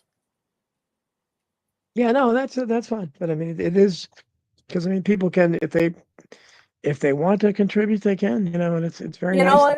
This is the way I feel. If people want to contribute to me, they can easily find me and send me a check if they really wanted to find me. You're old school, huh? So you know what? I do have up on my board over here, my bulletin board, a woman about 6 months ago sent me a $5 bill and said, "Thank you for what you're doing." And I have that pinned up on my board because that made me, I thought, I wish she would have sent a return address because I would have written back to her to thank her. Oh, that's incredible. Yeah, that's very cool. That's very, very nice. And it amazes me that there's many people out there that find this what we talk about receptive, but it is important. Obama, it's not that long ago, and it was, And he's everything still, he did was illegal. That's the thing that people need to understand. Everything was illegal. Every dollar spent, everything. It's just and we terrible. just, and we just deserve to know we obviously know the truth. It's something like Obama where they're, and again, people say it's because he's black or half black or even Oh, less than it's got half black. nothing to do with it. But It's but got they nothing to would do. if someone is allowed in the presidency, and I think they're selected rather than elected, they're going to block something like that where you're trying to find if there's some problems with the birth certificates. Clearly, they know there is, or it wouldn't be out there. Problems with the Social Security and problems with his college background. They Well, would be and the easiest thing to prove is the Social Security number. right. Because we don't have school records. His first action, the first executive a thing that he signed on the day he was inaugurated was to block everything in his past. There, yeah, it doesn't. It What is doesn't. it? What does it? Yeah. Why would you not want? Why would any of the school records of any president be secret? I mean, that's why you go from that, or you go to Trump with the Epstein files. When why are you trying to block that stuff? It just makes you look guilty. It makes you look like something's being hidden, Of and course. they wonder why they're conspiracy theories. What are we supposed to think? Okay, well, sure. Why do we need to know anything about the president of the United States and the schools he went to? Well, I we mean, saw George Bush's grades, and when I learned something very interesting, those schools like Yale, they give everybody a gentleman's C. Nobody fails in those schools. I think George Bush is a very dim-witted person. I think yeah, he's yeah. and another one is pay attention to Barack Obama now that he doesn't have speechwriters writing for him. He comes across as a real dolt. Yeah, because he's very smooth when but you're right. And again, these guys, they're like athletes. When athletes get in these colleges, obviously it's because of sports, not because they can't academically qualify. But George W. Bush is a kind of a Mayflower descendant type version of that, where people like that are sons of great Yeah. wealth and influence, they can get them in those colleges too. And he's certainly not the only one that Oh, has been. I would say probably most of them. Yeah. Oh, good to see Chris Buchan has jumped into the chat now. Got some trolls here, Chris. And I wonder where Chris Graves is. I thought he was going to be here, so hopefully we'll see him. I'm just checking the other. See some people over in Rumble too. But we've got 12 minutes left or something. What did it? I want to make sure we touch on anything. What did you want to talk about that we are you looking into anything now? What are you investigating now? Are you doing any political research now? What's occupying your attention these days? I am still working on Obama. I am still collecting information on him. He's my hobby. I write about a lot of different things on Substack. I try to write about things that are current. But Obama's the big thing, because we need people to finally realize what was done to us.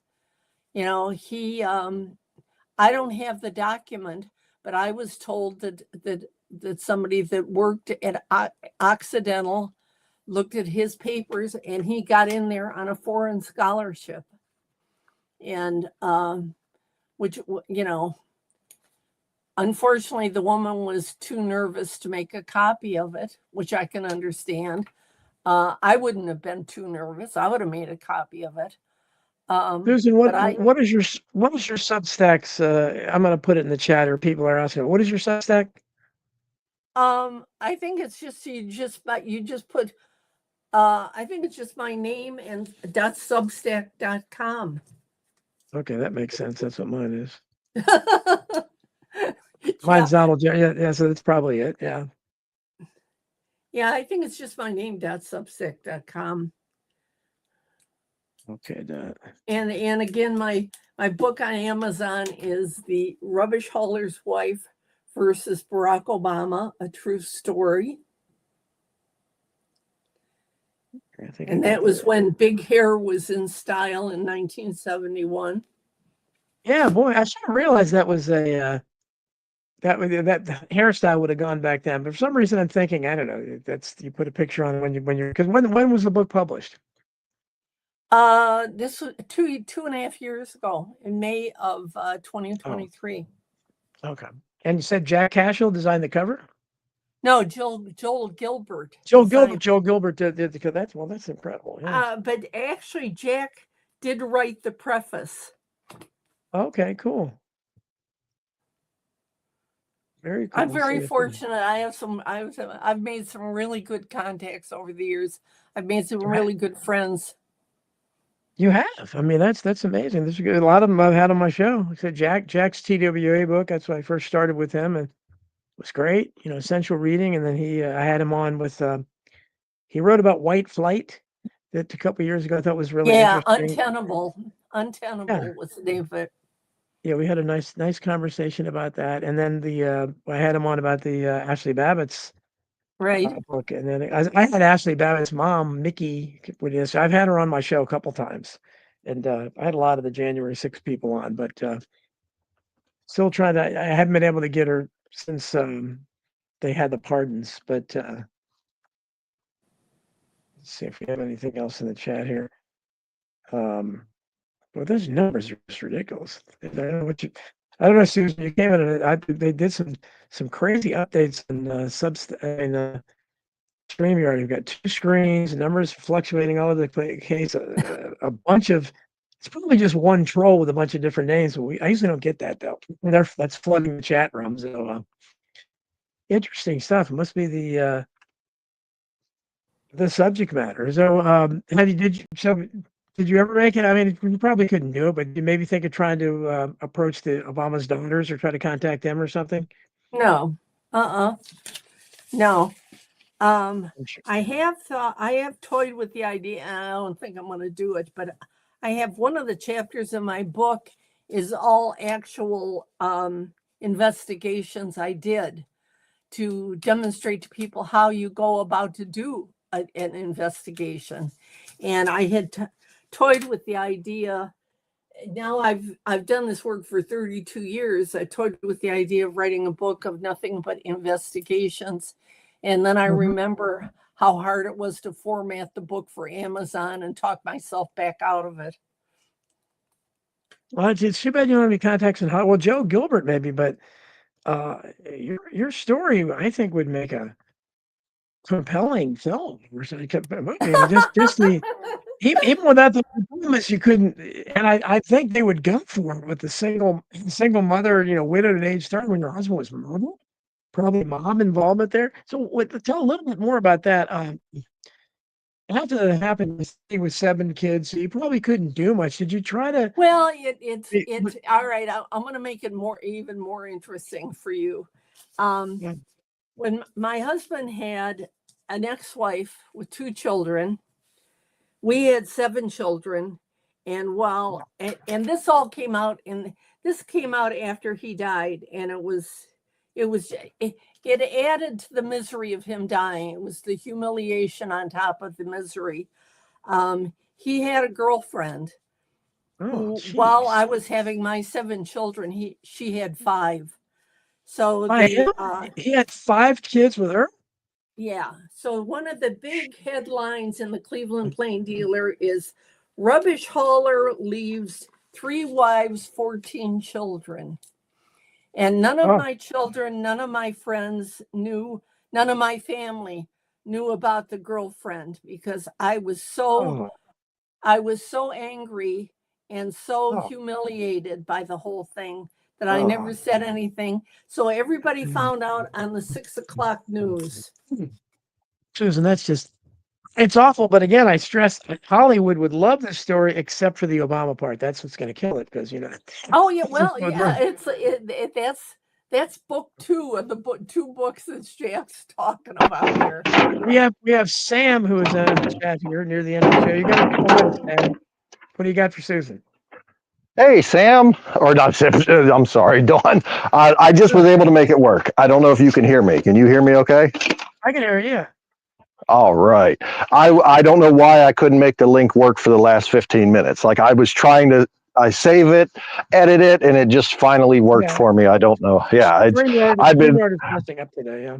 yeah, I never get to listen to you live. This is like, I always listen to the podcast later, like much later. And it's like, I was like, you know what? I'm just going to check Rumble. And there you were. And I'm like, holy crap, there's Dawn. I love your show, all the shows, the protest. And whenever you're on with Unplugged, you and Tony are the best. I'm a little iffy on Billy. Billy sometimes gets a little on my nerves. I appreciate that, Sam. Do you have a question for Susan? Thanks so much. No, I only got in the last 20 minutes, so I haven't got. I just was excited to talk to you. That's all. I'm so sorry. I like I said, I just saw that you were live, and I was like, holy crap. Well, I'm excited. I'm trying to do this now where I'm letting people try to call in, and they can either audio or video call. So you'll have to check back again. I appreciate hearing that, Tony. I mean, Tony, Sam. It's very Yeah, gratifying. When I hear about people that have been listening to me for a while and I don't know their name from the chat, that's wonderful. I really yeah, I never get to listen live. I never get. I mow grass for a living, so pretty much I listen to podcasts all day. And my two favorite ones are when I get to listen to you either on America Unplugged or your own show. And my favorite, I'm sorry, Dawn, is David Knight. He's my absolute favorite. Well, that's it. I don't mind being second place to David, and I'm glad he's back on the air. Oh my God, I'm so happy. I'm so happy that he taught, like everything's working for him. He's like, I mean, Travis is good. I like Travis, but when David talks, you just want to listen to him all the time. Just like when you talk, I just want to listen all the time because your points are always like amazing. And it's, yeah, like I said, I'm sorry to Susan. I honestly, like I said, I literally got here the last like 10 minutes, maybe 15 now. Well, I appreciate it, Sam. You have to call back, okay? I appreciate it. Thanks yeah. Is it always on Friday? No, always Friday, 5 to 7 p.m. Eastern. Yep. Okay, I'm gonna do my best to get on next week. Thank you, brother. Appreciate it. All right. Take Bye. care, Goodbye.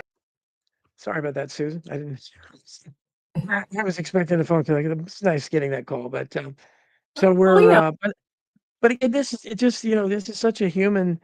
There's so many elements here working together with your story. I mean, just the fact what you went through, and then make it even more amazing that you obviously felt a sense of betrayal after that. I mean, gosh, that's.